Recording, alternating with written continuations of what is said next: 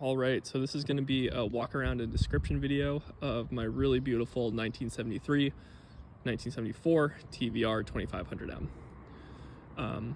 I've owned this car for a little over 6 months, a little under a year, and honestly, this has been a dream car for me.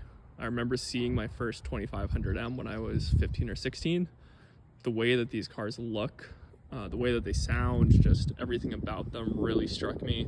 I knew I would always want one. Never thought I'd have the chance to own one, because if you know about these, they only made 947. So this one showed up, like I said, a little under a year ago. I was fortunate enough to be able to buy it, and since then I've really enjoyed it. I went through all the systems, I made sure everything was safe, and then throughout even the winter here in Seattle, I drove it regularly. I would take it to the office 5 days a week. I drove it in the rain, I drove it in the cold weather, I drove it in the sunshine. I would put it away for a little bit here and there, but I drove it pretty much at least once a week. Probably put, I don't know, 2,000 or 3,000 miles on it, maybe. Hard to say. But yeah, it's really been great for me. The only reason I'm selling it is I'm just kind of at the place where I have more cars than I have time, which is a great problem to have, but it means that when I'm driving this, some of the other things that I love aren't getting the attention they need.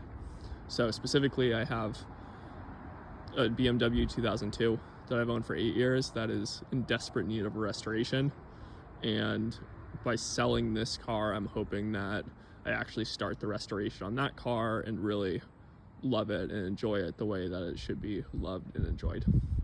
So a little bit about this one in particular. If you know anything about TVR 2500Ms, you'll know that they only made 947, and essentially what we have here is a hand-built fiberglass and tube frame chassis car that uses a lot of parts from a Triumph TR6. So basically, TVR was a very small company. They would make the bodies, they would build the chassis, custom suspension on everything, and then they used the TR6 steering system, drivetrain, including motor, transmission, rear end, brakes, and then they would just kind of piece it together into this sports car. So this car has a lot of similarities with a TR6, but it actually drives like a proper sports car, whereas a TR6 is a little more clunky and, it's body on frame and all that stuff. I've had TR6s, I love them. TVR 2500M drives like nothing else. It's really incredible. This particular car, I believe I'm the 4th owner. It was originally sold and bought in British Columbia. I have the paperwork on the previous owners, but the first owner was actually a woman who bought this, and one of the things that makes this one so special that I really love about it is that she bought it in part because of the interior. You can see it's white, but if you open up the inside, it has this absolutely gorgeous blue interior that I don't think I've ever seen on any other TVR 2500M. I've really loved these cars. I have a huge passion for them. I know pretty much of every single 2500M that's been for sale online in the past 10 years. This is the only car that I've ever seen with a blue interior. So really unique.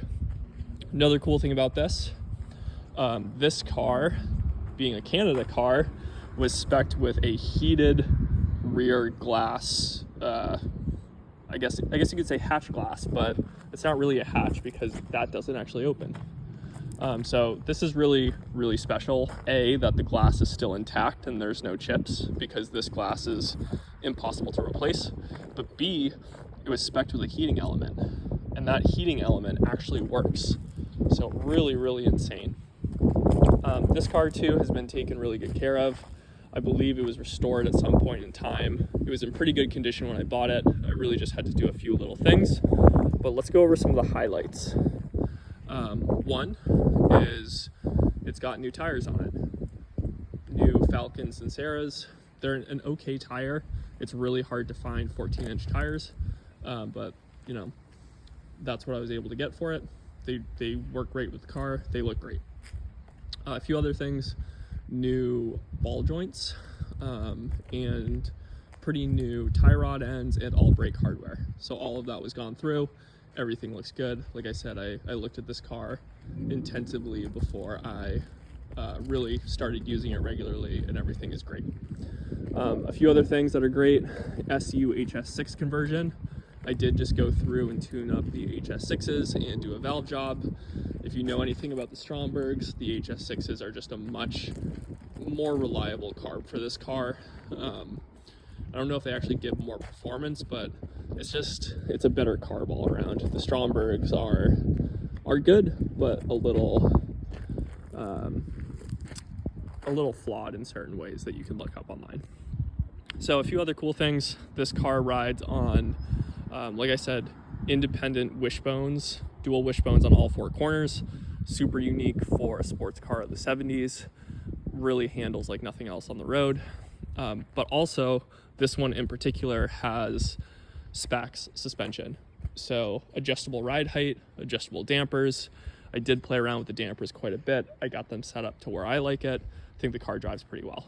Just notice that the door is open here. So that's not a panel gap, that's just the door still open. Let's see, what else? Original 14-inch T-slot wheels in beautiful condition. I do only have the 4, I don't have the spare. Not sure where the spare went, just not there. Going over to the body, let's start looking at that. We have a cloth top that does actually retract. You can see over here, it's starting to split a little bit right here, but ultimately it's working really well. Like I said, it retracts. I've driven it in the rain quite a bit, keeps all the water out, works as it should. Original glass on the windows. I believe original glass on the windshield. Like I said, original glass back here. Original glass on this window. Really unique for these cars, especially having matte rear hatch glass. Dual exhaust tips, it sounds really good. Going through the motor, it has some sort of cam in it. Like I said, it's a Triumph TR6 motor. Got a bit of a cam. It's got the HS6 conversion, which is really nice. And then radiator wise, it actually has dual electric cooling fans that come on automatically. So as you can imagine, these cars from factory had some cooling issues, just being old British cars and not having that big of a grill opening. The electric cooling fans really just solve that problem. I've sat in traffic with this for a long time, never had an issue. Let's see, what else is there to say about this car? One thing that's really important to note, this car has overdrive. So TVR 2500Ms were never spec'd with overdrive. This one has a TR6 overdrive that one of the previous owners put in. It makes it great on the highway. Let's go on to the inside. And I did do a driving video and an undercarriage video, so please take a look at those. As I mentioned, and apologies I haven't cleaned up the inside yet, but we have this beautiful blue interior. You can see the controls are super funky. You sit way over to the left and the passenger sits way over to the right. We also have the heater knob down here along with the key. Gauges. I really like this layout. It's kind of like an E-Type. If you can think of like an E-Type dash. Like I said, this works. Even our light works in the back. Honestly, there's not a whole lot about this car that is wrong. I actually can't think of anything that doesn't work. Our hazards work. Our panel lights work, so that's for the gauges. Our regular lights work. Heater works, including the element in the back. Radio works. It's not going to work right now because the key's not on. Wipers work. I actually don't know if the washers work or not. Tachometer works well, although the speedometer reads a little inaccurately, and I don't think the odometer actually works. So maybe get the speedometer rebuilt. Should run you about $200 or $300. Let me go through and point out some of the flaws. So overall, this car is in great shape. Probably one of the nicest 2500Ms in the country, if I had to guess. Of course, with this being a fiberglass car, you're gonna have some nicks. So we have a nick right here. We have, I think it's on the other side. If you look, this is a really common place for, it's right here. For the body is just the hood gets a lot of stress right here. So the paint cracks, same thing over here on this side. We have a little crack there, just from the hood kind of shaking around. We have a crack right here. And again, that's not a crack in the fiberglass, that's just the paint from the fiberglass kind of moving around. Let's see where else. I think there was maybe, you can see like just some kind of like general little chips down there. That makes sense given how close that is to the road.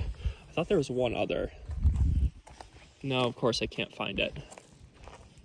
Kind of looking around the back here. Common area, just to have a little bit of paint cracking by the taillights there and there. That makes sense given the shape of the car. I got a little scuff right there. And then I think there's one more, but I can't find it now that I'm shooting the video. Okay. Again, the beautiful blue interior. Let's open this up. So the way you open this up is, oh, and here, by the way, is the switch for the electric cooling fan and the fuse for the electric cooling fan. So you actually have two levers. You have one here, that's spring loaded. And then you go over to the other side. Here we go. This one is spring loaded also. See, nice little glove box. And then this whole hood tilts forward. I do have the air intake hose. It had a split in it, so I'm fixing that right now. Like I said, this is just the heater core, so that just ducts fresh air to the heater core.